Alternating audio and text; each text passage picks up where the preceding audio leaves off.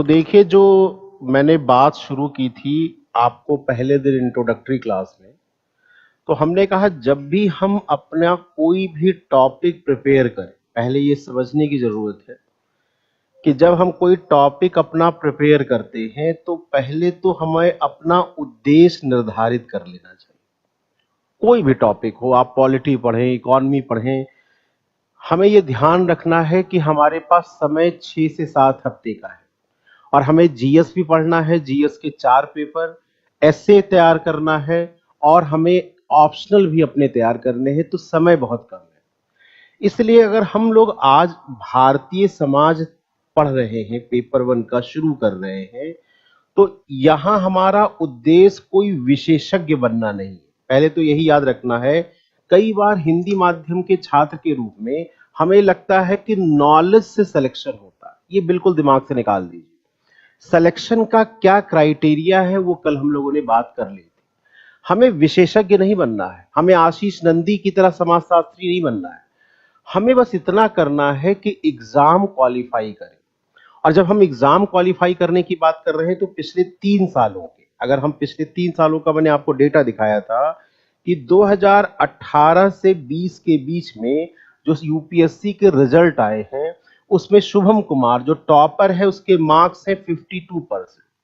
Academically देखें तो 52% number बहुत ज्यादा नहीं है।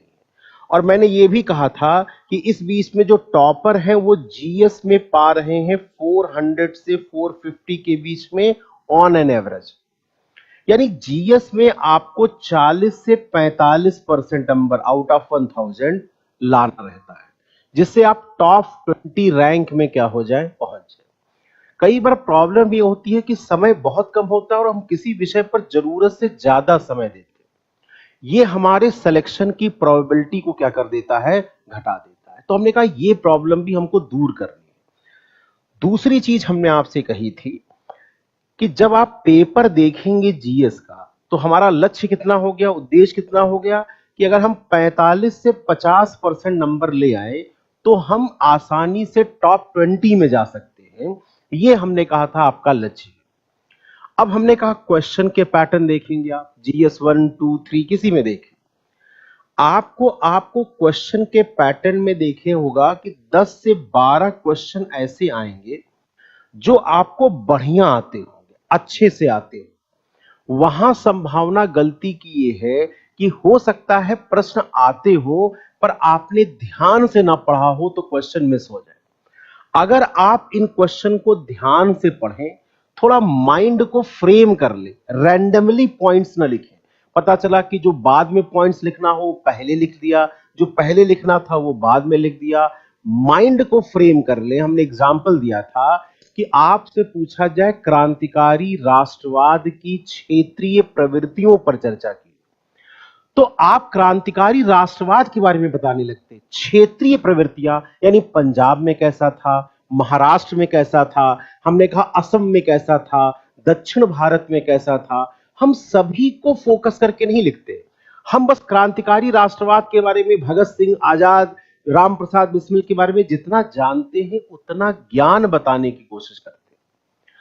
तो ये जो क्षेत्रीय प्रवृत्तियां, जो कीवर्ड्स है, उसको अगर हम आइडेंटिफाई कर लें तो यहां हमारे क्वेश्चन मोर देन 65 से 70% के बीच में आ सकते हैं। ये बहुत टफ नहीं है, एकेडमिकली अगर हम सही ढंग से लिख दें तो इतना कर लेंगे। दूसरा हमने कहा था 5 से 7 क्वेश्चन आते हैं जो थोड़े कम आते हैं। कम का मतलब है कि लगेगा कि थोड़ा बहुत पढ़ा है पर पूरे पॉइंट्स नहीं है, पूरी चीजें हमें नहीं पता है। अगर वहां भी माइंड को हम वो रखें, थोड़ा कनेक्ट कर लें, कुछ चीजें मूल बिंदुओं को जोड़ लें, तो यहां भी आपको एवरेज 50% नंबर आ जाते हैं। और बचे 2 से 3 क्वेश्चन उसमें हो सकता है आपको बिल्कुल ना आता हो, पर कोशिश करें कि अगर कुछ कनेक्शन बन पाए, जोड़ लें, लिख लें। अगर बिल्कुल नहीं आता है तो बिल्कुल मत ट्राई कीजिए, लेकिन अगर थोड़ा बहुत आता है, थोड़े बहुत में लगता है कुछ लिख सकते हैं, तो यहां भी हमने कहा आपको 30 से 40% नंबर क्या हो सकते हैं, मिल सकते हैं। तो जब हम पेपर करते हैं तो हमारी गलती क्या होती है, हमारे मन में एक बार जब हम पूरा पेपर पढ़ लेते हैं तो हम इन दिनों को भूल जाते हैं। हमारे दिमाग में वो 2-3 क्वेश्चन घूमते रहते हैं। हमें लगता है कि ये हम कैसे लिख पाएंगे, लग रहा है इस साल हमारा पेपर ही क्या हो जाएगा, खराब हो जाएगा। अरे जो क्वेश्चन आपके लिए कठिन है वही प्रश्न सभी के लिए कठिन है। तो हमारे दिमाग में 17-18 क्वेश्चन अगर हो तो हम मोर देन 45-50% नंबर लाना ये बहुत कठिन चुनौती नहीं। तो पहले दिन की क्लास में हमने मूल बिंदु ध्यान रखने वाली बता दी थी कि ये एग्जाम केवल नॉलेज को जानने का नहीं है, ये एग्जाम मैनेजमेंट का टेस्ट है कि आप अपने एग्जाम का बेहतर प्रबंधन कैसे करते हैं। दूसरी चीज हमने कहा था कि टॉपिक को समराइज्ड करना सीखिए। आप ये सोचेंगे ये पढ़ लेंगे यही प्रश्न आ जाएगा, ऐसा संभव नहीं। पर आप सही ढंग से समराइज कर लीजिए तो हर क्वेश्चन कनेक्ट हो जाएगा। यहां तक कि हम पेपर को भी कनेक्ट कर सकते हैं, गेस कर सकते हैं। ये कैसे है? तो कल हमने पहला टॉपिक शुरू किया था कि भारतीय समाज की विशेषताएं क्या हैं। अब हम इसको समरी कैसे बनाएं, सीखना यह है कि इस टॉपिक को समराइज कैसे करें। समराइज करने के लिए हमने कल आपसे सवाल उठाया था कि हम भारतीय समाज में रहते, इंडियन सोसाइटी। तो यहां हमारे सामने दो मूल प्रश्न उभर कर आते हैं। एक तो भारतीय समाज कैसा है। अभी देखिएगा, जो कल 1 घंटे में समझाया था आज हम उसको 5 मिनट में समझाएंगे। हमने आपसे कहा था कि आप घर जाकर ऐसे ही समरी बनाइए, क्योंकि लास्ट में रिवीजन करने की चुनौती बहुत है और अगर आप रिवीजन नहीं कर पाते हैं तो सिर्फ पढ़ने से आपके सिलेक्शन का कोई संभावना नहीं। हमने कहा कैसा है भारतीय समाज और फिर आपके सामने कैसा बनाना चाहते।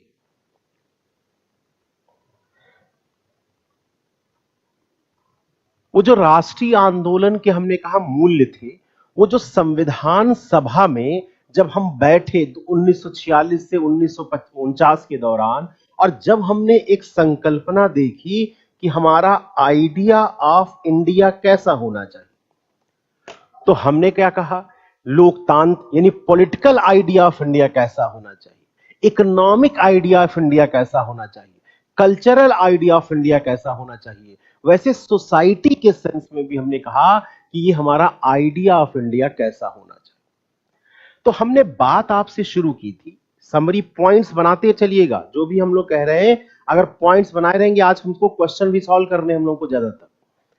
हमने कहा भारतीय समाज को अगर एक शब्द में कहें तो हमने कहा यह समाज विविधतापूर्ण समाज। हमने कहा विविधतापूर्ण समाज का पहले आपको अर्थ पता होना चाहिए। अगर आपको अर्थ नहीं पता है तो जाहिर बात है फिर प्रॉब्लम होगी।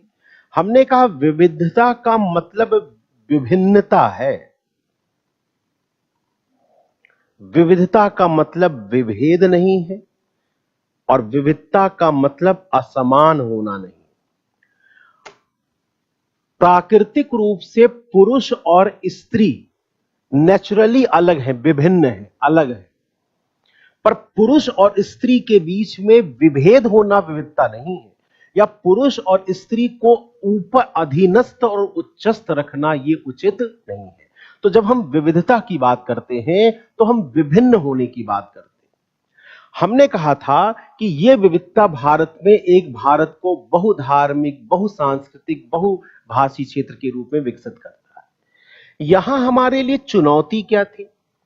हमने कहा था कि जो पाकिस्तान बना उससे संविधान सभा के लोगों को यह सबसे बड़ी चुनौती थी कि इस विविधतापूर्ण समाज को एकता में कैसे सूत्रबद्ध किया जाए, यह सबसे बड़ी चुनौती थी। तो हम इस विविधतापूर्ण समाज को कैसा बनाना चाहते थे? एकता के तत्व में, यूनिटी। तो अगला प्रश्न बहस का क्या था? एकता कैसे हो, कैसे आएगी? तो कुछ लोगों के सामने पश्चिमी मॉडल था। एकता का मतलब होता है एक रूपता, यूनिफॉर्मिटी, एक भाषा, एक रक्त संबंध, एक एथनिक कल्चर। जैसे इंग्लिश बोलने वाले इंग्लैंड के निवासी हैं, स्कॉटिश बोलने वाले स्कॉटलैंड के निवासी हैं, स्पेनिश बोलने वाले स्पेन के निवासी। ये एक रूपता का सिद्धांत। दूसरा सिद्धांत पश्चिम में यूएसए वाला था, जिसको कहते हैं, हमने कहा था मेल्टिंग पॉट का सिद्धांत। यूएसए में पहले कोई डच था, कोई फ्रांसीसी था, कोई इंग्लिश था, पर जब कहते हैं ना कि मिट्टी पानी सब जब इकट्ठा हो जाती है और एक घड़ा बनती है, तो आइडेंटिटी पहचान घड़े की रहती है, वो मिट्टी की पहचान या पानी की या कलर की पहचान नहीं रहती। मेल्टिंग पॉट यानी सभी को मिश्रित करके सिंगल पहचान बनाना है और अपनी पुरानी पहचानों को नष्ट करना है। मैं अमेरिकन हूं, ये हमारी अपनी पहचान है। हमने कहा एक हमारे पास ये मॉडल था, और एक मॉडल हमने कहा नेहरू ने या बाकी लोगों ने जो कहा कि ये भारतीय परंपरा से रहा है, जिसको उन्होंने नाम दिया था विविधता में एकता। मतलब क्या है? हम अपनी विभिन्नताओं और विभिन्न पहचानों को बनाए रखकर भी हम इस एकता के तत्वों को बना सकते हैं। और नेहरू के शब्दों में यह एकता कोई ऐसा नहीं कि आरोपित है। याद रखिएगा, उन्होंने कहा था कि एकता भारत में आरोपित नहीं है, यह एकता उन्होंने कहा स्वाभाविक विकसित हुई, वो नेचुरल है, वो हमारी परंपराओं का हिस्सा है। जब वो कहते हैं कि हमारी परंपराओं में वसुधैव कुटुंबकम है, हमारी परंपराओं में सर्वे भवंत सुखिना है, तो वो कहना ये चाहते हैं कि ये परंपराएं विकसित हुई हैं, जो अशोक से अकबर तक, बुद्ध से कबीर तक, कबीर से गांधी तक, ये हमने आपसे कहा था ऐतिहासिक परंपराओं का क्या रहा है? हिस्सा रहा है। तो हम अपनी क्षेत्रीय स्थानीय पहचान को बनाकर इस एकता के तत्व को देखें, और हमने कहा ये एकता हमारे यहाँ भौगोलिक है, ये एकता सांस्कृतिक है, जो तीर्थ यात्राओं में और कई रूपों में क्या होती है? प्रकट होती है। तो हमने आपसे कहा था फिर, ये जो समरी बनाने की बात थी, कि हम विविधपूर्ण समाज में जो लक्ष्य तय करेंगे, वो तय करेंगे विविधता में एकता। देखिए बहुत आसान है, बस हम समराइज करना सीख जाए। अब हमने कहा कि जब इस समाज को हम ऐसा बनाना चाहते हैं, अगर हम सफल हो तो ये आइडियल सोसाइटी होगी, आदर्श समाज होगा, और असफल हुए तो इसी को या तो हम एक बनाएंगे आइडियल सोसाइटी, अगर हम सफल हो गए, और या यहीं से सोशल क्राइसिस क्या हो जाएगी? उत्पन्न हो जाएगी, सामाजिक संकट उत्पन्न हो जाएगी। और एक प्रशासनिक व्यक्ति का काम क्या है? वह समाज के इन अंतर विरोधों को समझे, वो उस क्राइसिस को समझे, और कैसे उसे एक आदर्श अवस्था में ले जाना हो, उसका विजनरी दृष्टिकोण ही उसे क्या करना है? जानना है। इसलिए मैंने कहा था कि आईएएस की परीक्षा एकेडमिक जो ग्रेजुएशन में परीक्षा देते हैं उससे अलग है। आईएएस जो ग्रेजुएशन में परीक्षा देते हैं वो ज्ञान का टेस्ट है, मेमोरी का टेस्ट है, इंफॉर्मेशन का टेस्ट है। पर जो आईएएस की तैयारी होती है वो आपके ज्ञान का नहीं, आपके एप्टीट्यूड का टेस्ट है, आपके कैरेक्टर का टेस्ट है। क्योंकि आपको सिर्फ समाज की समस्याओं को नहीं समझना है, मॉडल नहीं समझना है, बल्कि उसका समाधान कैसे हो और उस समस्याओं को दूर करके एक महान भारत की संकल्पना कैसे हो, ये आपको पूरा करना है। और आप 2022 में 24 में सेलेक्ट होंगे तो ही आप 2050 के उस महाशक्ति के रूप में भारत की संकल्पना को, जो विश्व गुरु बन सकता है, उस संभावनाओं को साकार करने में अपना सकारात्मक रोल क्या करेंगे? प्ले करेंगे। तो हमने कहा था कि अगर आइडियल सोसाइटी बनानी है तो आपको कुछ मूल्य विकसित करने होंगे। याद रखिएगा, परिवर्तन सकारात्मक हो सकता है और परिवर्तन नकारात्मक हो सकता है। अगर समाज में परिवर्तन सकारात्मक हो, मूल्यगत हो, वैल्यू बेस्ड हो, तो इसी को हम कहते हैं विकास। तो आप विकास के लिए कार्य कर रहे हैं। वो विकास सिर्फ आर्थिक विकास नहीं है, वो विकास सामाजिक सांस्कृतिक विकास भी है। तो मूल्यगत हो और सकारात्मक परिवर्तन लाने का एजेंट बनकर आप क्या कर रहे हैं? काम कर रहे हैं। और जब मैंने कहा था कि मूल्य कौन हो, तो ये मूल्य थे, हमने कहा था सहिष्णुता। ये मूल्य कौन सा? सहिष्णुता। हमने आपसे फिर ये बताया कि जो सहिष्णुता है वो इंग्लिश के टॉलरेंस से अलग है, इग्नोरेंस का नाम, उपेक्षा करना नहीं। ये सहिष्णुता सिर्फ एक जगह पर एक साथ रहना नहीं है। ये सहिष्णुता सक्रिय, हमने कहा सहिष्णुता अक्रिय भी हो सकती है और सहिष्णुता सक्रिय भी हो सकती है। अक्रिय क्या है, पैसिव क्या है? पैसिव है कि हम एक साथ रहते हैं, बस एक दूसरे की उपेक्षा करते हैं, कोई कनेक्शन बॉन्ड नहीं है। और सक्रिय सहिष्णुता क्या है कि हम अपनी पहचानों को बनाए रखकर, इन पहचानों को इकट्ठा करके हम एक साझी लक्ष्य की तरफ अपनी को प्रेरित कर सकते हैं। जेम्स कोलमैन एक समाजशास्त्री थे, उन्होंने जापान के विकास का यही बड़ा रोल बताया था। याद कीजिए, जापान 1945 में जब हिरोशिमा और नागासाकी पर बम गिरा तो पूरी तरह नष्ट हो गया था। वही जापान 1975, 30 सालों बाद अमेरिका को आर्थिक रूप से चुनौती देने वाला राष्ट्र बना।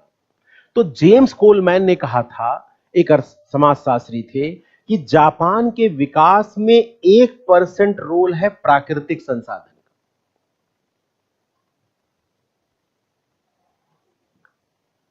जबकि भारत में तो प्राकृतिक संसाधन बहुत है।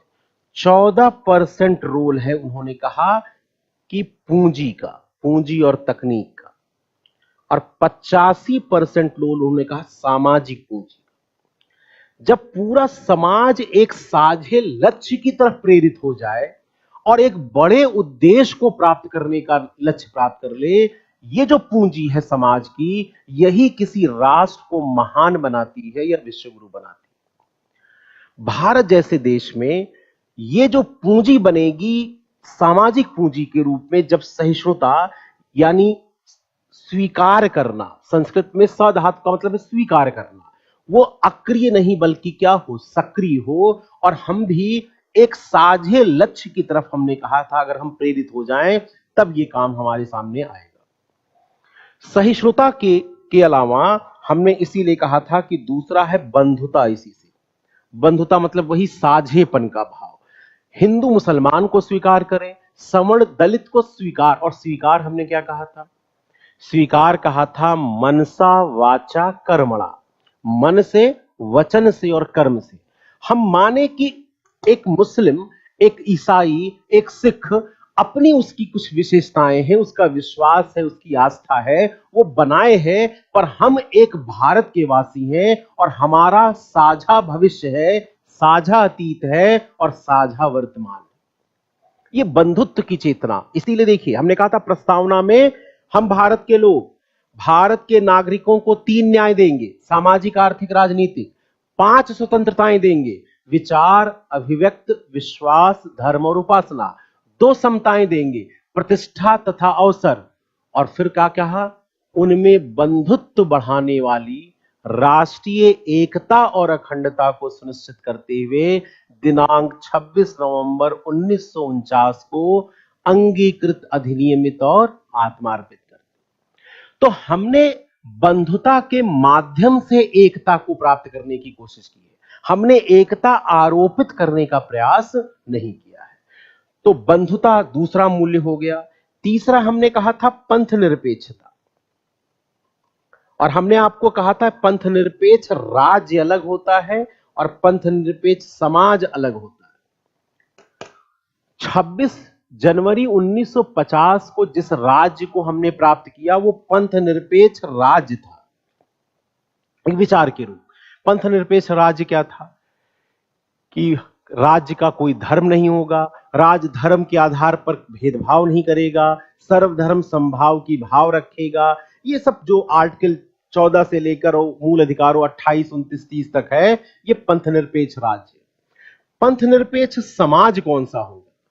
समाज वो होगा जो दूसरों के संस्कृतियों के साथ समरसता, हार्मोनी का भाव रखेगा, समरसता का भाव रखेगा और उसके लिए सहिष्णुता और बंधुता की चेतना होनी चाहिए।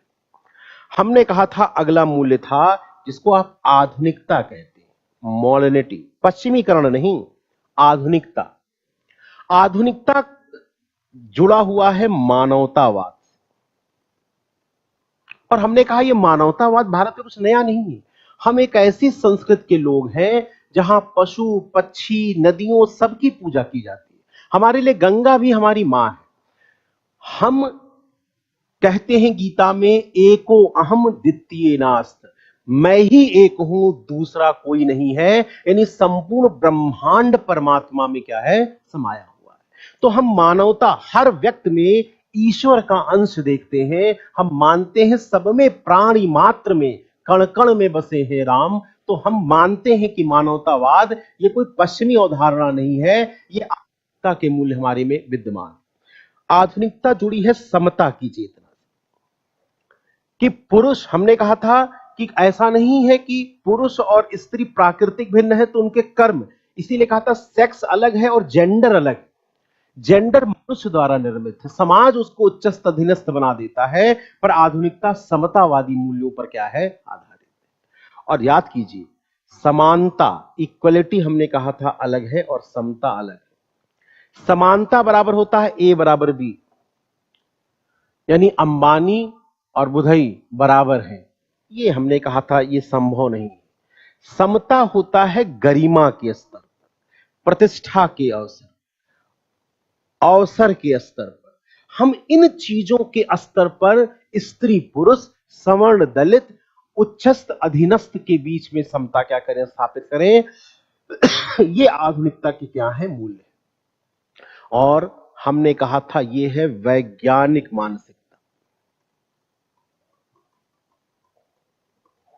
हमने आपसे कहा था संस्कृतियों को स्वीकार करने का अर्थ ये नहीं है कि हम संस्कृतियों के नाम पर रूढ़िवादिता, अंधविश्वास और कुरीतियों को स्वीकार करें। संस्कृति हमारा आधार है, हमारा अस्तित्व बोध है, लेकिन इस संस्कृतियों में तर्कवाद और सकारात्मकता वैज्ञानिक दृष्टिकोण से हमारे अंदर विकसित होनी चाहिए। हमने कहा ये मूल्य अगर विकसित हो जाएं, और लास्ट में हमने कहा था पेपर 4 का गुण है एम्पैथी, सिंपैथी नहीं, समानुभूति, सहानुभूति नहीं। समानुभूति का मतलब है जब हम एक दिव्यांग को देखें तो बस बेचारगी का भाव ना आए।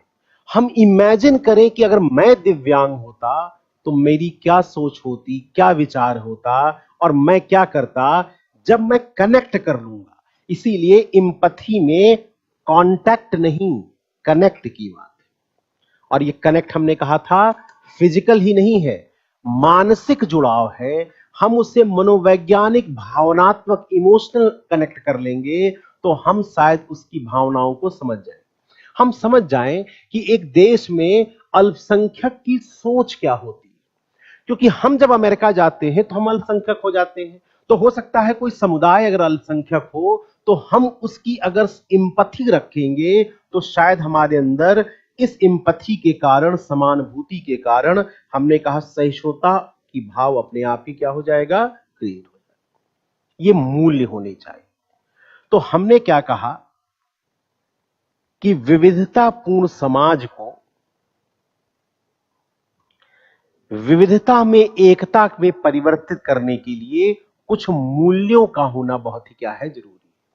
और हमने कहा था कि अगर इन मूल्यों को अगर हम देखें आज के सेंस में तो इन पर प्रभाव किसका किसका पड़ रहा है, ऐसा होना चाहिए। पर अगर ऐसा नहीं हुआ तो संकट क्या है, सांप्रदायिकता। संकट क्या है, राष्ट्रीय एकता की चुनौतियां। संकट क्या है, जातिवाद और क्षेत्रवाद। संकट क्या है, सामाजिक तनाव, सामाजिक संघर्ष। यानी हम ऐसा नहीं बना सके तो इसका जो उल्टा है, वितक्रम है, वही सामाजिक संकटों को करता है। और उन्हीं संकटों पर आपके ओपिनियन को जानना यूपीएससी का सबसे बड़ा क्या है, लक्ष्य। इस पर प्रभाव किसका पड़ रहा है, इस पर प्रभाव पड़ रहा है वैश्वीकरण। हमने कल क्या कहा, ये जो वैश्वीकरण है, आप ध्यान से देखिए, ये एक रूपता की बात करता है, विविधता को नष्ट करना। मैकडी कल्चर, वैलेंटाइंस डे, आप केएफसी का चिकन खा रहे, ये खान पान में विविधता क्या था, सांस्कृतिक था, खान पान, व्यवहार, तीज त्योहार। कहीं ना कहीं ये एक रूपता की 90 के दशक में शुरू हुआ, तो ये एक उस कल्चर को, जो पश्चिमी कल्चर है, उसको बनाने की कोशिश करता है। और जब एक रूपता आती है तो कल हमने कहा था नीचे से समाज में प्रतिक्रिया उत्पन्न होनी क्या करती है, शुरू करती है। इस वैश्वीकरण का एक प्रभाव क्या था, सूचना क्रांति के। और सूचना क्रांति क्या करती है, विश्व के लोगों को ग्लोबल सिटीजन के रूप में जोड़ती है। तो थिंक ग्लोबली की बात आने लगी और कहा गया कि यहां कहीं ना कहीं एक चेतना, एक भाव आता है और इससे स्थानीय बोलियां, भाषाएं ये नष्ट होनी शुरू हो गई। तो लोगों ने फिर कहा ग्लोबलाइजेशन बनने से लोकलाइजेशन खत्म हो रहा है। तो नारा आया ग्लोकलाइजेशन, यानी हमने शब्द इस्तेमाल किया, इसको कहा glocalisation. Think globally, act locally. तो कहते हैं मोदी जी, लोग vocal for local, made in India, ये जो नारे हैं, ये नारे कहीं ना कहीं ग्लोकलाइजेशन की चेतना को ही बनाने वाले हैं कि कहीं ऐसा ना हो कि वैश्वीकरण में हम अपनी पहचानों को नष्ट करना क्या कर दे, शुरू कर दे। दूसरा इंपैक्ट हमने कहा था, वो इंपैक्ट था सोशल मीडिया। इस सोशल मीडिया में हर व्यक्ति पत्रकार है, और जब हर व्यक्ति पत्रकार है तो क्या होगा, वो बिना रिस्पॉन्सिबिलिटी के किसी भी सूचना को डिस्टॉर्ट करके लोगों के बीच में रख देता है। वो फेक न्यूज बनाता है, वो वीडियो को डिस्टॉर्ट करके कुछ नई चीज डाल देता है, और इससे हमने कहा समाज में सहिष्णुता की चेतनाएं धीरे धीरे समाप्त होनी क्या हो गई, शुरू। हमने कहा था कि एक इंपैक्ट कोविड का भी हम देख सकते। कोविड ने क्या किया कि रिवर्स प्रोसेस, शहरों से गांव की तरफ लौटना शुरू किया, और भारत की जो स्वास्थ्य की और रोजगार के संकटों को क्या कर दिया, बढ़ा दिया। तो जब संसाधन कम होते हैं तो उन संसाधनों पर नियंत्रण को लेकर दबाव कहीं ना कहीं क्या हो जाता है, बढ़ जाता है, और इससे भी बंधुता, पंथ निरपेक्षता, इन सब की भावनाओं पे क्या हुआ, प्रभाव पड़ा। हमने आपसे भी कहा था कि अगर आप ग्लोबलाइजेशन को देखें और ये जब एक रूपता की बात करेगा, तो एक रूपता में लोगों की अपनी पहचान जब नष्ट होगी, तो यही पहचान बनाने के लिए लोग आधुनिकता की जगह धार्मिकता पर बल देना क्या करेंगे, और रिलीजियोसिटी। और सूचना क्रांति ने क्या किया है, आप सुबह 6 बजे खोलिए संस्कार चैनल पे, आपको दिखनी चीजें शुरू हो जाएंगी, या इस्लाम की बातें या क्रिश्चियनिटी की बातें। एक बड़ा वो वर्ग है जो यूट्यूब और उसके माध्यम से अपने विचारों को गांव गांव तक क्या कर रहा है, पहुंचा रहा है। कुल मिलाकर हमने कहा हमें ये देखना है इनके ऊपर बाहरी प्रभाव क्या है, और वो प्रभाव सकारात्मक है या वो प्रभाव नकारात्मक है। और हमने कहा था ध्यान रखिएगा, सोशल मीडिया का प्रभाव समाज पर सकारात्मक भी हो सकता है, नकारात्मक भी। हमें आलोचनात्मक दृष्टिकोण रखना है, निंदात्मक नहीं, निंदा नहीं, आलोचना। आलोचना का मतलब है तटस्थ मूल्यांकन। जो कमी है वो कमी को बताइए, जो सही है उसको बताइए, और उन कमियों को दूर करने का उपाय बताइए। हम कोई अपोजिशन पार्टी नहीं है कि केवल निंदा करने के लिए किसी की निंदा कर रहे हैं। हम क्रिटिकल इवैल्यूएट कर रहे हैं, हम माइन्यूटली ऑब्जर्व कर रहे हैं, और एक महान लक्ष्य के लिए जो चुनौतियां हैं उनको समझकर अपना समाधान प्रस्तुत करने की कोशिश कर रहे हैं। हमने आपको कहा था कि ये चीजें जरूरी है। और याद रखिएगा, अंतिम में विविधता किसी समाज के लिए ध्यान रखनी है, ये वीकनेस नहीं है, ये स्ट्रेंथ है। दुनिया के जितने अध्ययन हुए हैं, सिंगापुर,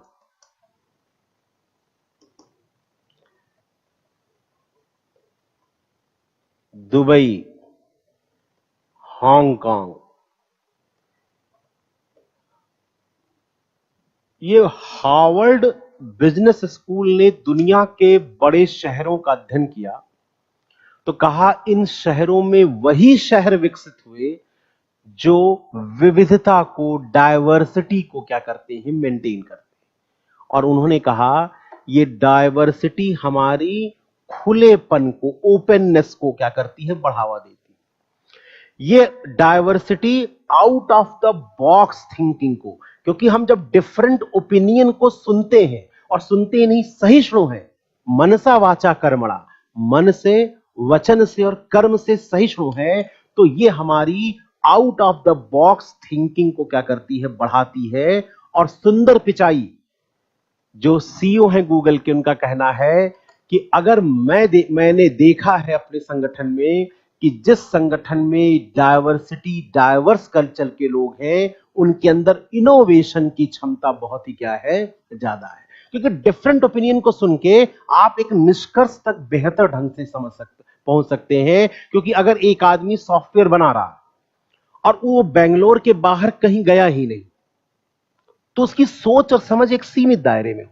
पर वो बेंगलोर भी गया है, केरल भी गया है, यूपी के गांव में भी गया है, बिहार के गांव में भी गया है, बिहार की सड़क में भी गया है, या उन लोगों से इंटरेक्ट किया है, तो वो पूरे भारत के लिए एक ऐसा प्रोग्राम बनाएगा जो सभी समस्याओं का क्या कर दे, समाधान कर दे। तो सुंदर पिचाई ने भी कहा कि out of the box thinking को ये क्या करता है, ये प्रॉब्लम सॉल्विंग अप्रोच को क्या करता है, बेहतर बनाता है।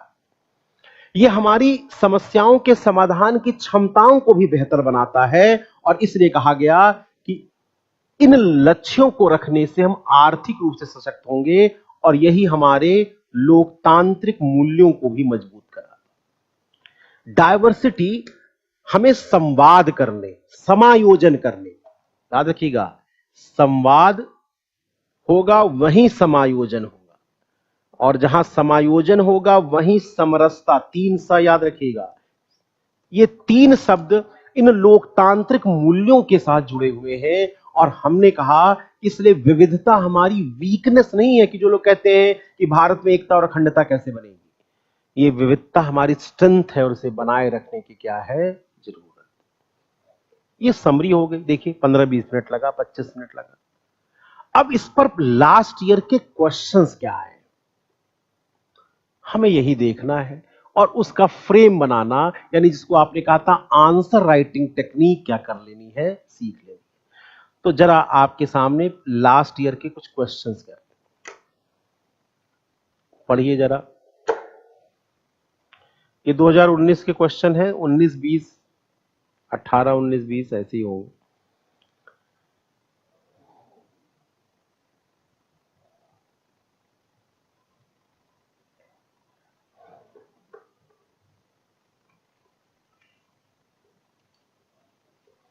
ध्यान से पढ़िए।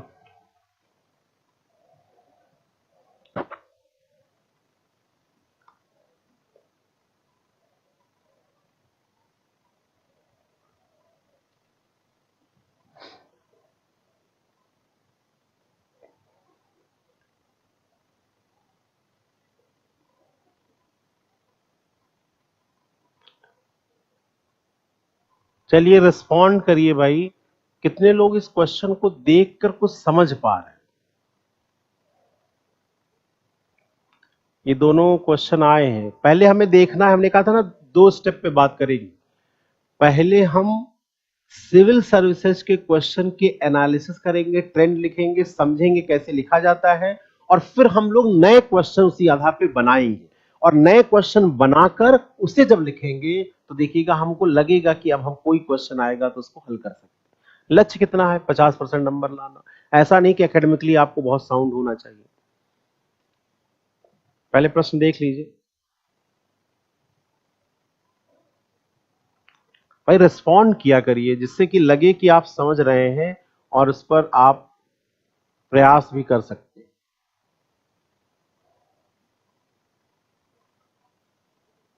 क्योंकि कम समय है और कम समय में हमें ज्यादा काम करना है।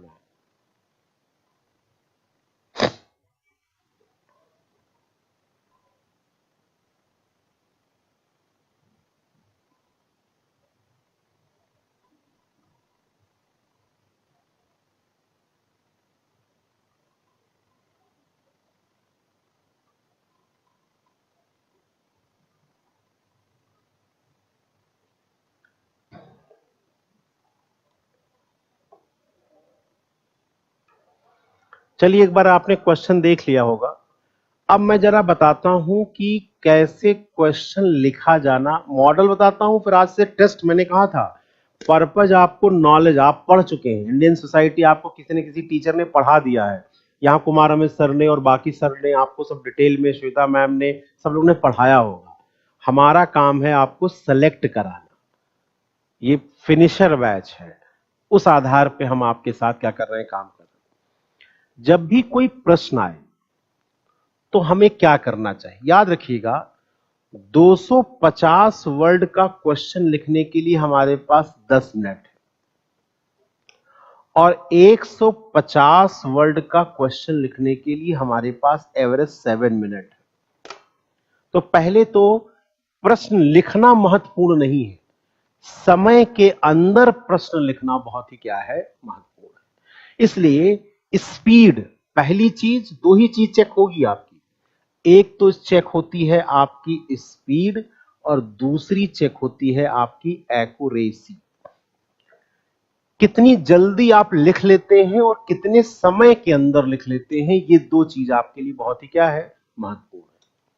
तो हमें करना क्या है, हमने कहा था जब भी कोई, और इसका परंपरागत मॉडल हमने बताया था। जनरली आप कहीं यूट्यूब खोल लीजिए, कोई बताए, लोग कहेंगे आईबीसी मॉडल पे लिखो, इंट्रोडक्शन, बॉडी, कंक्लूजन।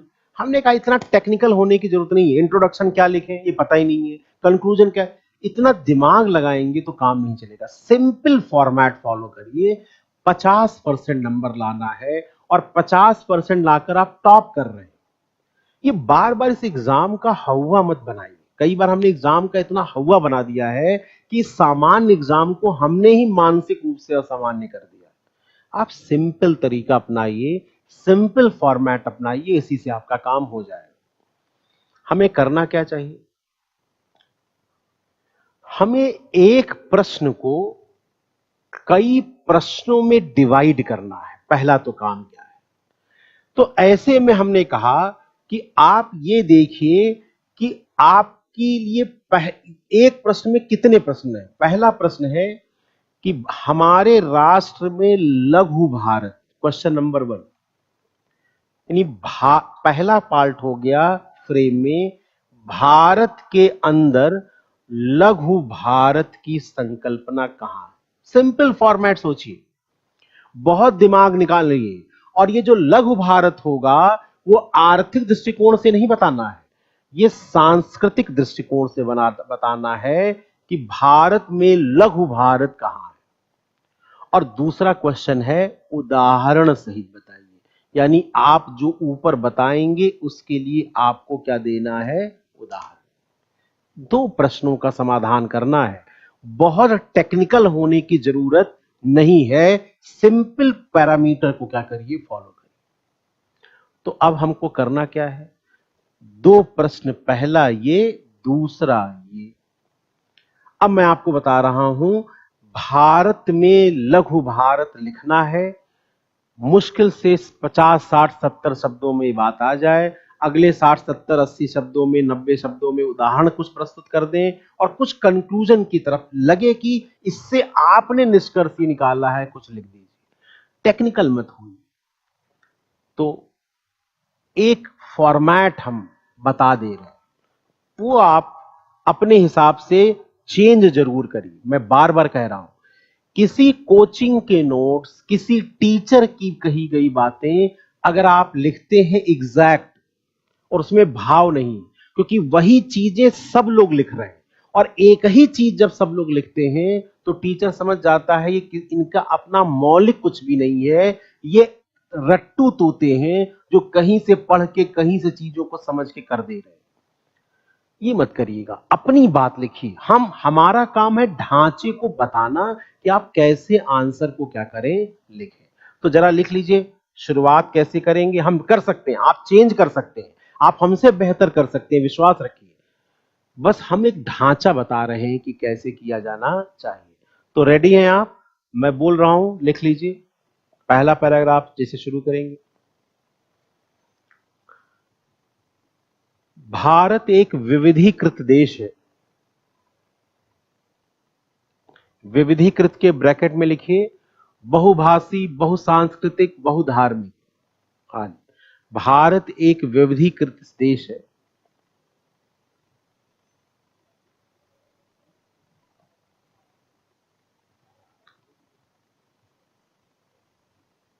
जहां नेहरू के शब्दों में जहां नेहरू के शब्दों में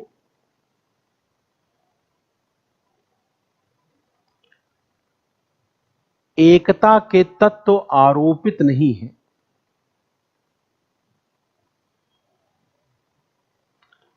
एकता के तत्व आरोपित नहीं है,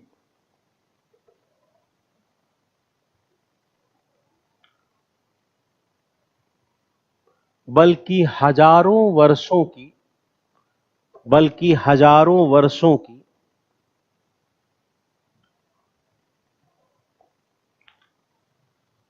सांस्कृतिक परंपरा से विकसित हुई, सांस्कृतिक परंपरा से विकसित हुए।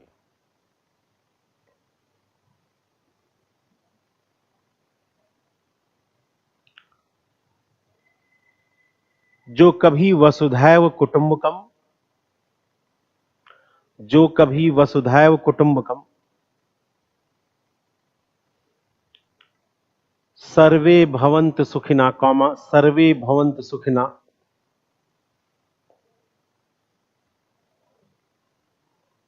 अशोक के धम्म, अशोक के धम्म,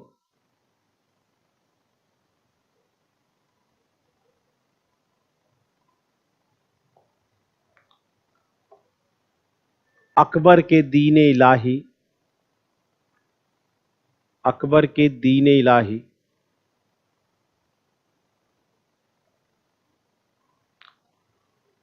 और गांधी के अंत्योदय से जुड़े हुए।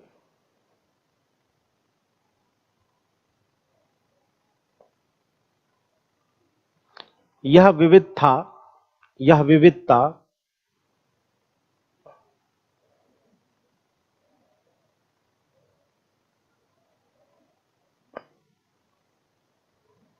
विविधता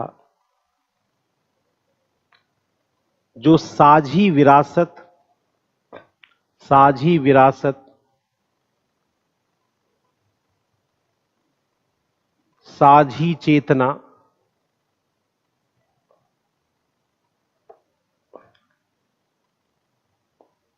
साझी चेतना और बंधुता से जुड़ी हुई है।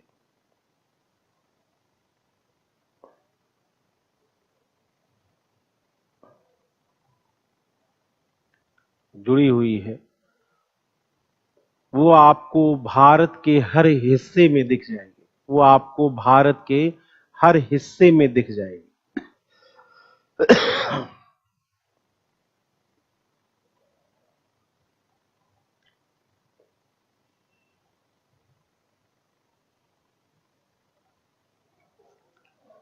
अब नीचे लिखिए लघु भारत के उदाहरण, हेडिंग डाल दीजिए, सब हेडिंग, लघु भारत के उदाहरण।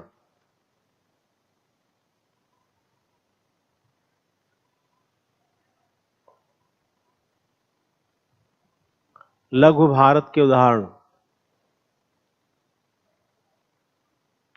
लघु भारत के उदाहरण में आप लिख लीजिएगा दिल्ली, बेंगलोर, मुंबई जैसे मेट्रो शहरों की आवासीय कॉलोनियां, आवासीय कॉलोनियां, मेट्रो शहरों की आवासीय कॉलोनियां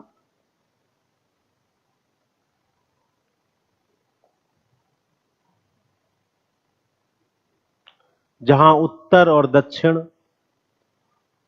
उत्तर और दक्षिण, पूरब और पश्चिम, पूरब और पश्चिम सभी का समन्वय मिलेगा। आप कभी जाइए, जो आप लोग भी रहते होंगे, जो शहर होते हैं ना उसमें नई कॉलोनीज होती हैं, सोसाइटी, सुपरटेक, यूनिटेक, डीएलएफ, वहां देखिए हर धर्म हर भाषा के लोग साथ साथ रहते हैं। ना केवल साथ साथ रहते हैं, एक अच्छा उनका एक हाउसिंग लाइफ होता है, दिवाली सेलिब्रेशन, ईद सेलिब्रेशन, ये सब करते रहते हैं।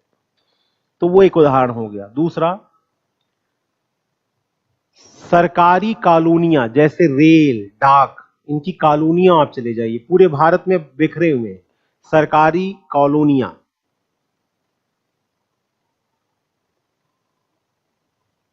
सरकारी कॉलोनियां। तीसरा, औद्योगिक शहर जैसे, औद्योगिक शहर जैसे,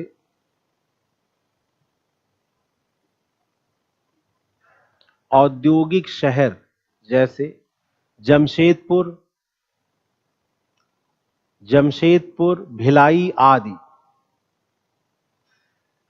जमशेदपुर, भिलाई आदि।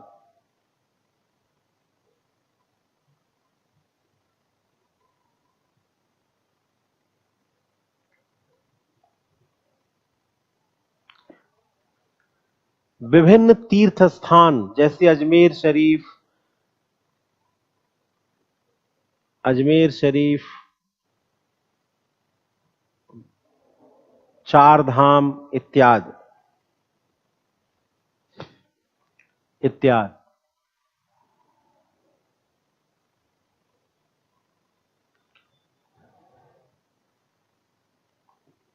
विभिन्न त्योहार जैसे ईद, होली, दिवाली, मकर संक्रांति, सब नाम, ओणम लिख दीजिएगा। विभिन्न त्योहार, उसमें भी सब लोगों की भागीदारी होती है।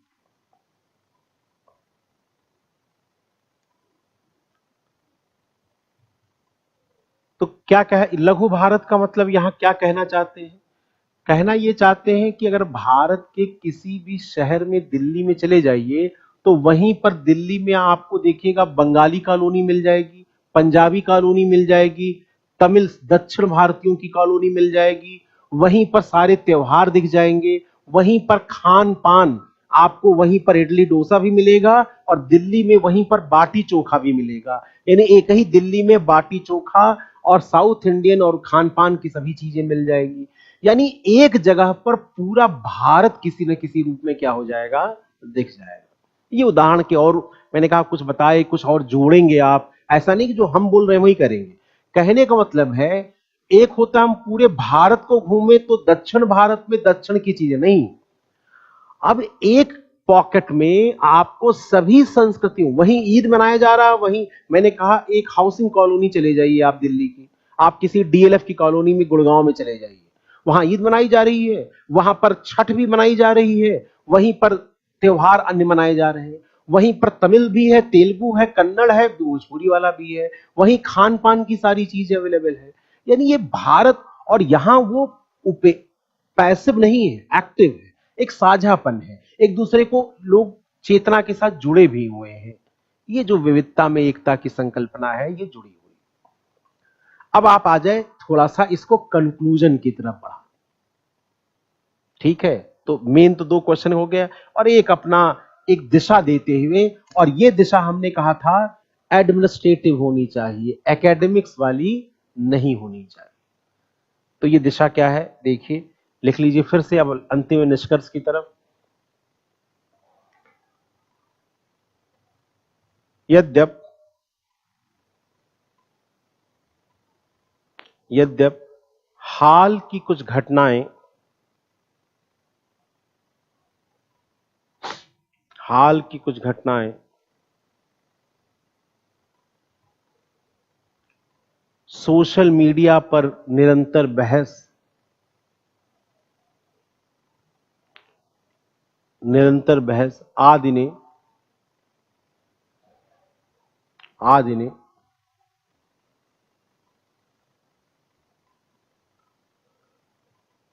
बहस आदि ने विभिन्न समुदायों के बीच,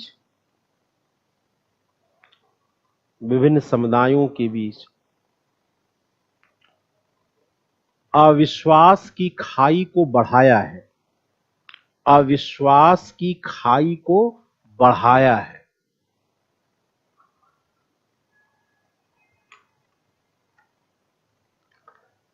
लेकिन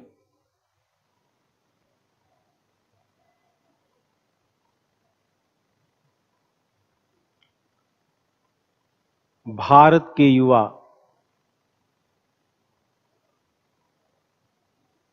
भारत के युवा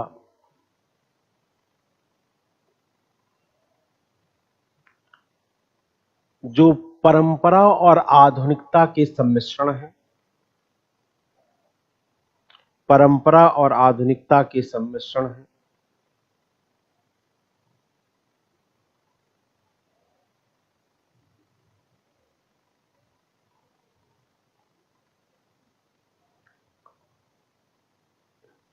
जो स्थानिकता और वैश्विकता के सम्मिश्रण है, जिसको ग्लोकल हमने कहा था, स्थानिकता और वैश्विकता के सम्मिश्रण है।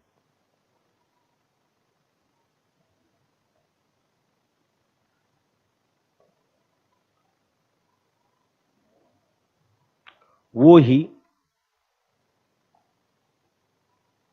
ही विविधता में एकता के वास्तविक ध्वजवाहक है। वही विविधता में एकता के वास्तविक ध्वजवाहक है।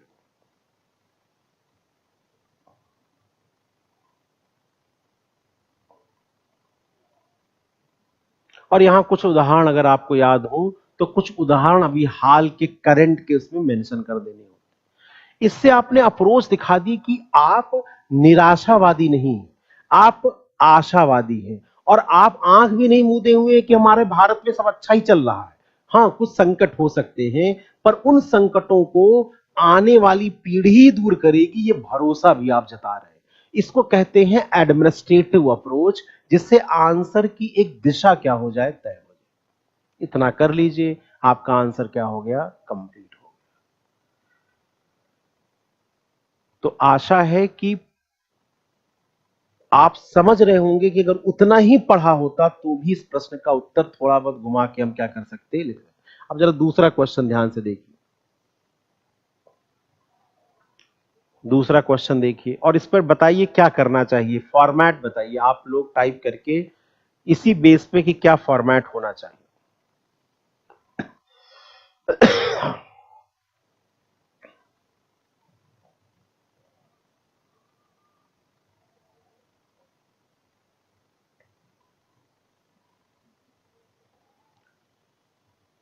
इसका क्या फॉर्मेट होना चाहिए, रिस्पॉन्ड करिए। देखिए, पर्पस सीखना है, पर्पस कोई पढ़ाना नहीं है। ये रेगुलर क्लास तो आपकी है नहीं। रेगुलर क्लास होती तो बात अलग थी। यहां तो आप सीखने आए हैं ना, तो इंट्रोडक्शन तो क्लास में आपका ले ही चुके हैं। मेहनत आपको करना है, समय बहुत कम है, ये भी आपको पता है।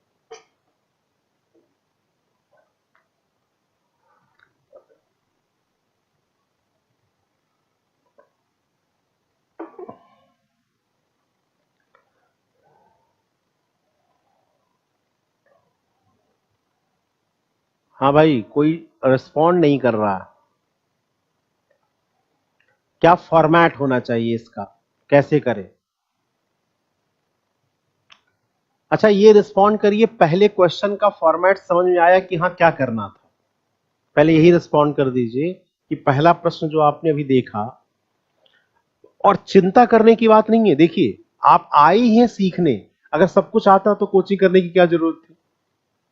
तो परेशान नहीं होना, पर रिस्पॉन्ड तो करना है ना, जिससे हमें भी लगे कि अगर आप सामने सामने क्लास चला रही होती तब तो आपको हम खुद ही इंगेज कर लेते। अब इसमें दूर सब चीजें हैं।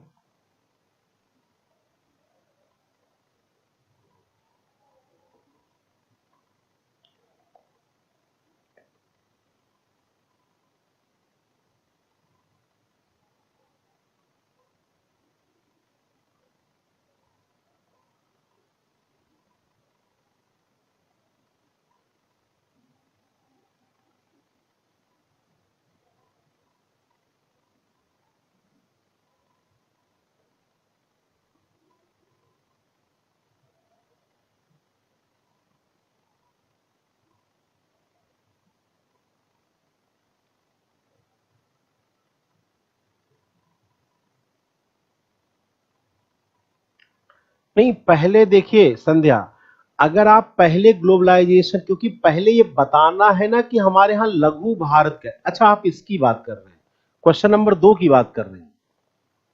ओके, पहला काम होता है क्वेश्चन का फॉर्मेट बनाना, ये इंपॉर्टेंट काम है। और फॉर्मेट बनाने का मतलब है कि क्वेश्चन को छोटे छोटे पार्ट में डिवाइड कर लेना। यहां देखिएगा, यहां देखना है आपको कि दो चीजें हैं इस क्वेश्चन, हम इस क्वेश्चन की बात कर रहे हैं। यहां कहना यह चाह रहा है क्वेश्चन नंबर 1 कि हमारी अब वैश्विक पहचान मजबूत हो रही है, और दूसरा स्थानीय पहचान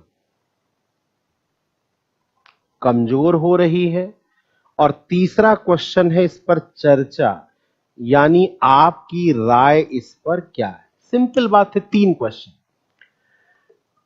हमारी वैश्विक पहचान क्यों मजबूत हो रही, कारण 4 से 5 पॉइंट लिख दीजिए।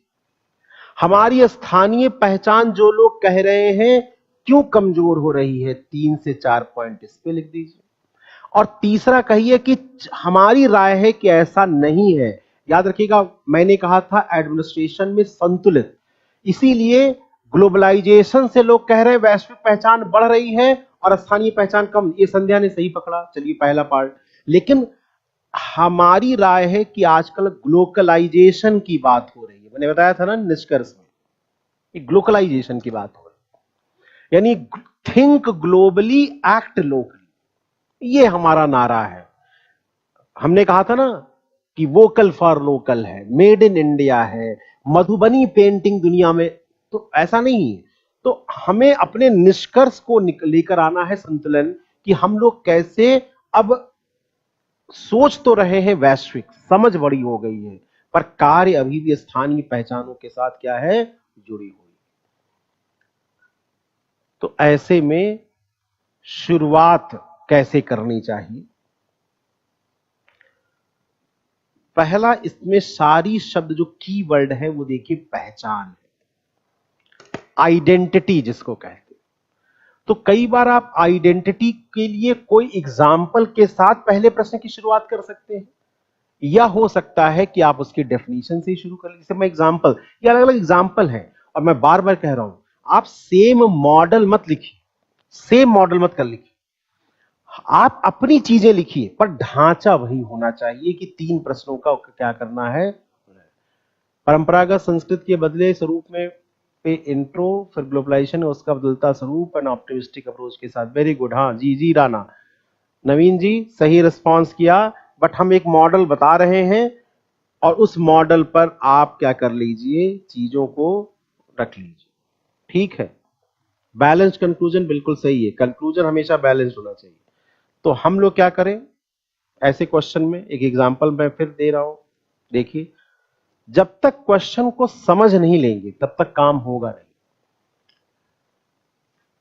पहला आप लिखिए पहचान क्या होता है, शुरुआत करिए पहचान से हमारा तात्पर्य क्या है।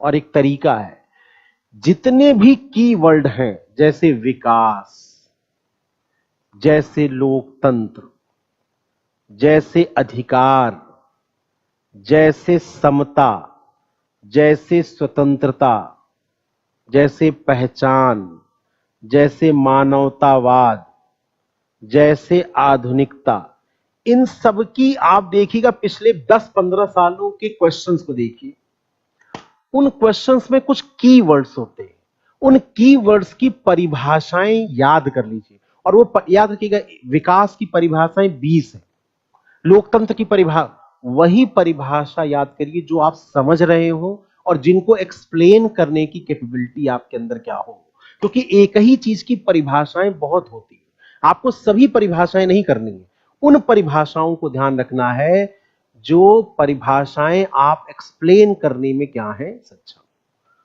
तो जनरली मैं बता रहा हूं, पहचान या आइडेंटिटी जो होती है, ये पहचान आइडेंटिटी एक व्यक्ति को उसका अस्तित्व बोध कराती है। जब मैं कहता हूं मैं विनय सिंह, तो मैं अपने अस्तित्व का बोध करता हूं, ये हमें कार्य करने की प्रेरणा देती है। अपने नाम को जाहिर करना, ये हमारे नाम हमारी पहचान है ना। तो मैं टीचर बनना चाहता हूं, डॉक्टर बनना चाहता हूं, तो मेरी कार्य करने की प्रेरणा और यही समाज की मेरे प्रति धारणा को भी क्या करता है, समाज मेरे बारे में मेरे योगदान को कैसे देखता है, वो मेरी पहचान से जुड़ा हुआ व्यक्त के रूप।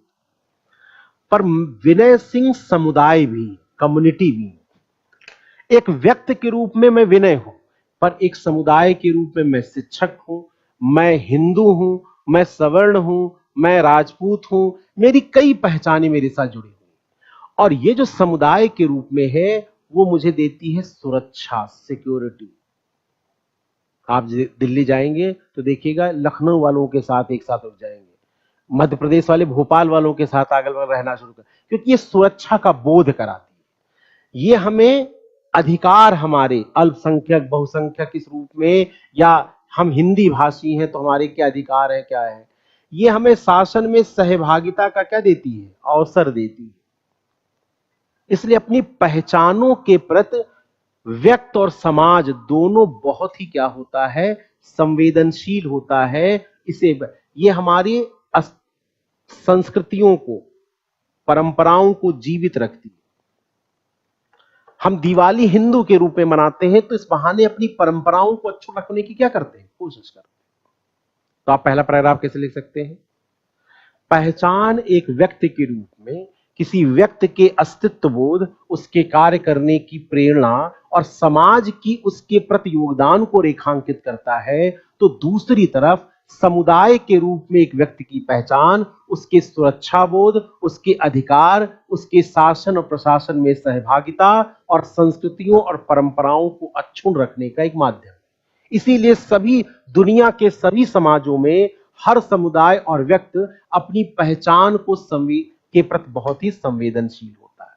पैराग्राफ आपका क्या हो गया, खत्म हो गया। अब इसे आप अलग तरीके से भी कर सकते हैं, अपने तरीके से भी कर सकते हैं। मैंने तो एक मॉडल बताया। जब ये पहचान हो जाए तब उसी क्वेश्चन से अब आपको क्या कर देना है, जो क्वेश्चन हम लोगों ने बात की थी उससे हम लोगों को क्या कर देना है, कनेक्ट कर देना है। क्या कनेक्ट करना है कि कैसे ये पहचान वैश्विक बन जाती। तो यही पैराग्राफ खत्म नहीं करना है, यहीं से जोड़ लेना है।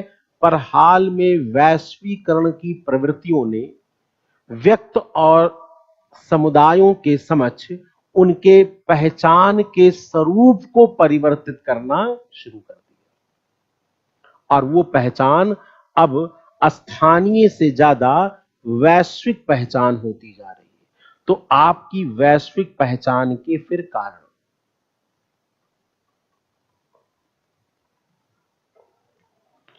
और उसमें हम कहेंगे कि एक तो प्रवसन बहुत तेजी से क्या हुआ है, व्यापार वाणिज्य के कारण बढ़ा है।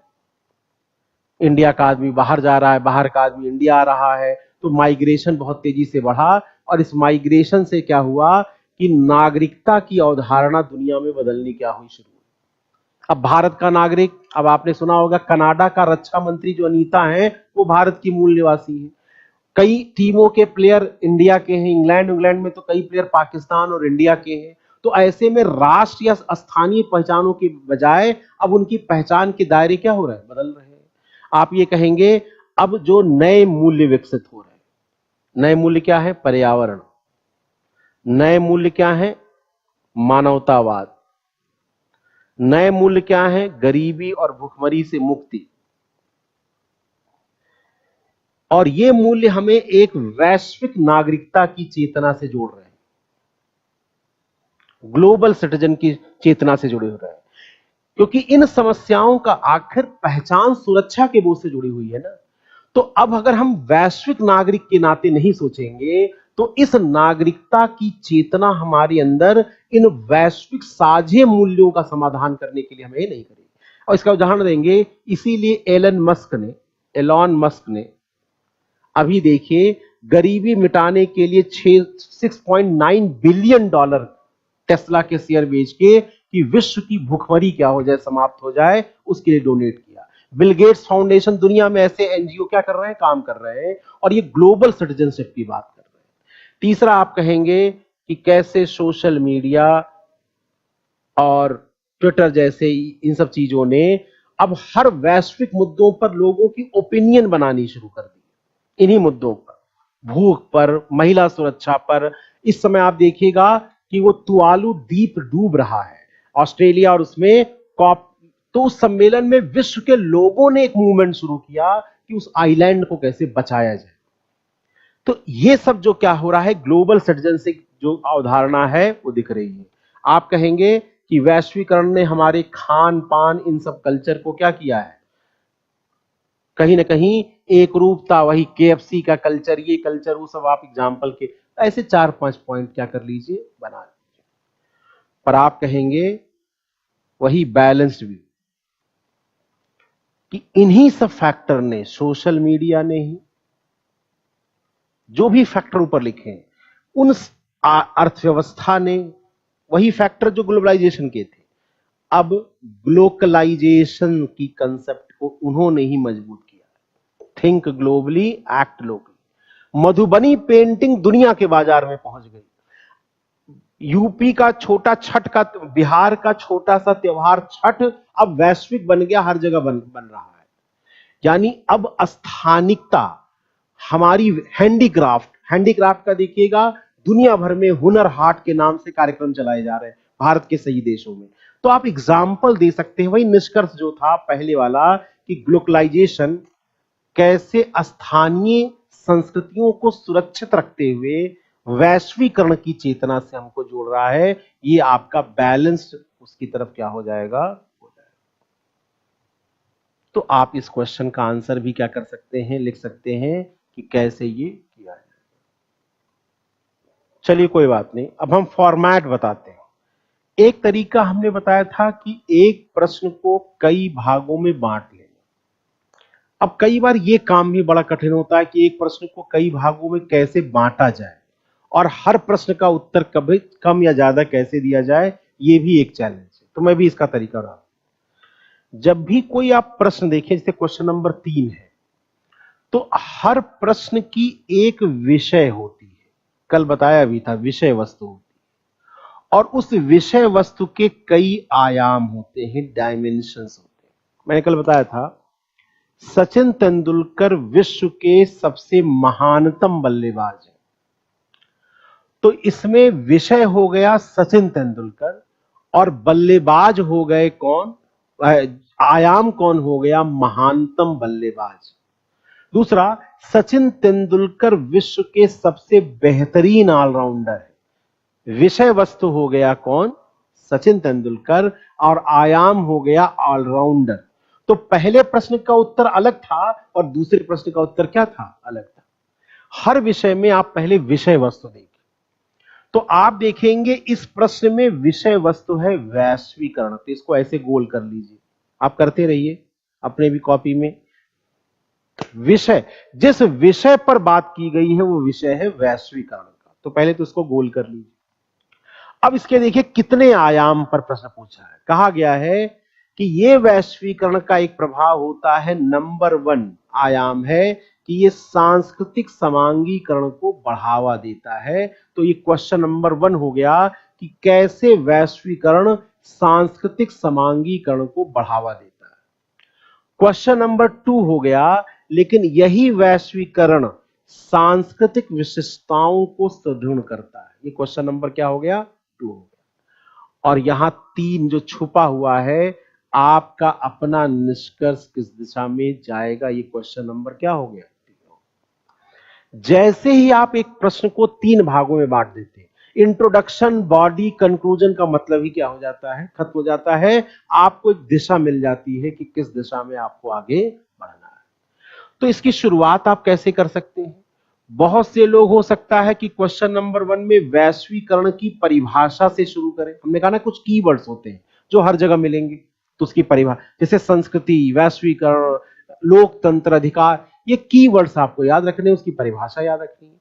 कुछ लोग सीधे लिख सकते हैं कि कैसे वैश्वीकरण का प्रभाव पड़ा, तो आप कहेंगे सांस्कृतिक समांगीकरण कैसे मिलता है। तो अभी हम लोगों ने बात की थी कि खान पान, त्योहार, तीज, इन सभी चीजों में एक रूपता देखने को मिल रही है, पर सांस्कृतिक विशेषताएं भी बढ़ रही हैं, क्योंकि हमने कहा वही रीजन, धार्मिकता। नवीन जी ने कुछ लिख के भेजा है, आप भेज दीजिएगा, मैं चेक कर दूंगा, कोई बात नहीं। उसको चेक करके मैं रिस्पॉन्ड कर दूंगा, बस स्ट्रक्चर समझ लीजिए कि करना क्या है, बाकी मैं चेक कर दूंगा, आप उसके लिए परेशान ना हो।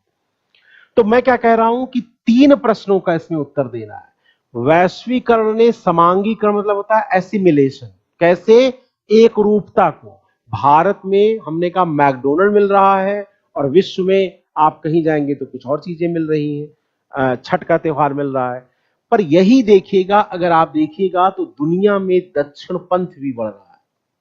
दक्षिण पंथ का मतलब ही क्या होता है, लिखना नहीं दक्षिण पंथ, हम तो बता रहे हैं, जो अपनी धर्म, अपने आस्था विश्वास को बचाए रखने के लिए आक्रामक हो जाते हैं। तो भारत में धार्मिकता देख रहे हैं, भारत में त्योहारों पर ज्यादा लोग कह रहे हैं दिवाली में हम पटाखे क्यों नहीं जलाएंगे। क्यों ऐसा हो रहा है? क्योंकि वैश्वीकरण क्या करता है, पहचान के संकट को बढ़ाता है। और हमने अभी बताया था आपको कि पहचान व्यक्त के लिए बड़ा संवेदनशील मुद्दा होता है।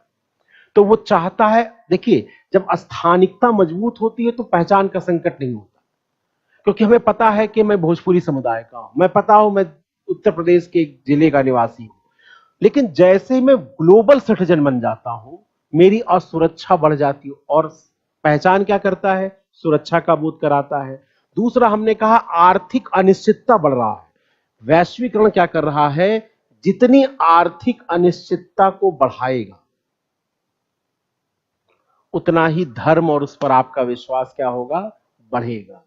दुनिया में जैसे ही दूसरे लोग आपके धर्म पर प्रहार करेंगे, आप प्रतिक्रिया करना, सोशल मीडिया और बाकी चीजों, हर चीज वही जो पहले क्वेश्चन में थी उसी को कनेक्ट करना है। और अंतिम में कंक्लूजन हमने कहा ग्लोबलाइजेशन वाला ही क्या करना है कि थिंक ग्लोबली एक्ट लोकली की ही है। एक मिश्रित धारा बह रही है जहां परंपराओं और आधुनिकता का मिश्रण है, जहां स्थानिकता और वैश्विकता का मिश्रण है, और एक आधुनिक युवा जो तर्कवाद और वैज्ञानिक मानसिकता से परिपूर्ण है, वहां वो अपनी सांस्कृतिक अक्षुण्णता को बनाए रखने के लिए भी प्रयासरत है। ये आपका कंक्लूजन क्या हो जाएगा, हो जाएगा। आशा है आप लोगों ने सही लिखा हो। तो क्वेश्चन नंबर आते हैं, और लिख के रख दीजिएगा, मैं चेक कर दूंगा, उसके लिए परेशान मत हो। बस आप लिख दीजिए और प्रयास करते रहिए कि स्पीड थोड़ा 100 110 से 150 शब्दों तक आ जाए। अगला क्वेश्चन देखिए, ये सब 2019 में आया है। रीजन बताना है 2 लेवल पे कि सांप्रदायिकता का कारण नंबर 1 शक्ति संघर्ष है, नंबर 2 सापेक्षिक वंचना है। वंचना मतलब होता है अभाव, वंचना बिल्कुल अविनाश सही है। तो 2 चीजें हो गई, विषय वस्तु सांप्रदायिकता हो गई, कारण बताना है, कारण 1 की ये शक्ति संघर्ष से हुआ है, और सापेक्षिक वंचना मतलब होता है अभाव, कमी। इसी को आप आगे गरीबी से जोड़ देते। तो गरीबी से सांप्रदायिकता कह रहे नहीं उत्पन्न होता है, सापेक्षिक, हिंदू अमीर हो और मुस्लिम गरीब हो, या सिख अमीर हो हिंदू गरीब हो, सापेक्षिक वंचना है, तब वो गरीबी ईर्ष्या या प्रतिस्पर्धा या उसमें बदलकर सांप्रदायिकता में क्या हो जाती है, बदल जाती है। और तीसरा इसका कीवर्ड है उदाहरण। तीसरा कीवर्ड क्या है, उदाहरण। 3 आयाम पे बात करनी है, सांप्रदायिकता का कारण शक्ति संघर्ष है कि सापेक्षिक वंचना है, उदाहरण, और चौथा अंतिम में निष्कर्ष सभी अन्य भी लिख दीजिएगा कि इन दोनों के अलावा भी और भी हैं, वो हमारा अंतिम में निष्कर्ष क्या हो जाएगा, हो जाएगा। शक्ति संघर्ष क्या होता है, शक्ति संघर्ष होता है जब सहभागिता को लेकर, वर्चस्व को लेकर, विशेषाधिकारों को लेकर 2 समुदाय आपस में प्रतिस्पर्धी बन जाएं। सहभागिता कहां होता है, शासन में और प्रशासन में। वर्चस्व कहां होता है, सांस्कृतिक वर्चस्व होता है, आर्थिक वर्चस्व होता है कि संसाधनों पर किसका नियंत्रण होगा। विशेषाधिकार की हज में अधिकार मिलेगा कि रामायण के तीर्थ स्थल घूमने के लिए अधिकार मिलेगा, विशेषाधिकार। ये सहभागिता, वर्चस्व और विशेषाधिकार को लेकर शक्ति संघर्ष आप कहेंगे ऐतिहासिक विरासत है, जिन्ना के समय शुरू हो गया था। जिन्ना ने यही तो कहा था कि लोकतंत्र आएगा तो बहुसंख्यक शासन आएगा, और बहुसंख्यक शासन आएगा तो अल्पसंख्यकों की शासन में सहभागिता खत्म हो जाएगी और हमें हिंदुओं के अंदर रहना पड़ेगा। ये सहभागिता का मुद्दा आज भी है। और उन्होंने ये भी कहा कि जब हिंदुओं का शासन आएगा तो आर्थिक सांस्कृतिक सभी रूपों में वर्चस्व बढ़ेगा, और वर्चस्व बढ़ेगा तो हमारी अपनी पहचान, आइडेंटिटी क्या हो जाएगी, नष्ट हो जाएगी। और विशेषाधिकार की मांग के आरक्षण दो, ये दो, ये हमें सांप्रदायिकता के क्या है, कारण है। ये नंबर 1। और सापेक्षिक वंचना में आप क्या कहेंगे, सच्चर कमेटी की रिपोर्ट हो या अन्य कमेटियों की रिपोर्ट हो, कहीं ना कहीं जो अल्पसंख्यक समुदाय में विशेषकर मुस्लिम है वो पिछड़े हुए हैं, वो कहीं ना कहीं विकास की दौड़ उससे बाहर हैं, वो मेन स्ट्रीम में नहीं आ रहे हैं। ये भी एक बड़ा रीजन है, तर्क सहित बताना है। और अंतिम में आप बताएंगे अन्य कई भी कारण हैं, और राजनीतिक चुनावी प्रतिद्वंदिता हो गई और बाकी चीजें हो गई, जो अन्य कारण भी सांप्रदायिकता को क्या करते हैं, विकसित करते हैं। चलिए, तो अगर होपफुली सभी को प्रश्न समझ में आ रहे होंगे, तो अब आपको मैंने एग्जाम्पल दे के फॉर्मेट बता दिया है। अभी आपको 4 क्वेश्चन अगले 10-15 मिनट में और अपलोड होगा। जितने भी लोग जुड़े हुए हैं, बहुत से लोग क्लास में डायरेक्ट नहीं जुड़ते हैं, वो वीडियो के फॉर्म में देखते हैं। मेरी सभी से रिक्वेस्ट है कि फॉर्मेट अगर समझ जाते हो तो 4 क्वेश्चन आपको एवरेज लिखने हैं 40 मिनट में, और सभी क्वेश्चन 200 हैं, वो तो 150 वाले भी, पर आप 250 को एवरेज मान के चलिए। 40 मिनट टाइम अपना फिक्स कर लीजिएगा और लिख कर दीजिए। जब मैं चेक करके बताऊंगा कि क्या कमियां हैं, क्या इंप्रूव कर सकते हैं, तभी और बेहतर आप परफॉर्म क्या करेंगे। तो अभी आपको 10 मिनट के अंदर, 15 मिनट के अंदर 4 क्वेश्चन और आपको मैं क्या कर रहा हूं, अपलोड कर रहा हूं, जो टॉपिक कल हम लोगों ने एक बार ब्रीफ किया था या आज देखा था उस पर। अब अगला काम ये करना है, कल का टॉपिक, कल फिर मैं वही करूंगा प्रोसेस, पहले ब्रीफ करूंगा और ब्रीफ करने के बाद कुछ क्वेश्चंस का फॉर्मेट बताऊंगा और कुछ क्वेश्चंस आपको लिखने के लिए दूंगा। यही हम लोग हर दिन क्या करेंगे।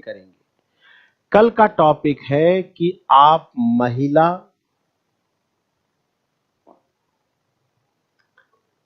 आदिवासी,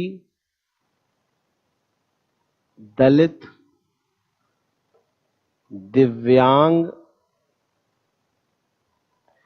इन सब समुदायों पर सरकार की योजनाएं क्या काम कर रही हैं, सरकार के संगठन यहां सार्वजनिक भी हों और निजी भी, एनजीओ भी क्या काम कर रहे हैं, और क्या चुनौतियां हैं, क्या समस्याएं हैं, और कैसे इन्हें, इस वंचित समुदाय को समाज की मुख्य धारा में लाना है और एक न्यायपूर्ण समाज के लक्ष्य को प्राप्त करना है।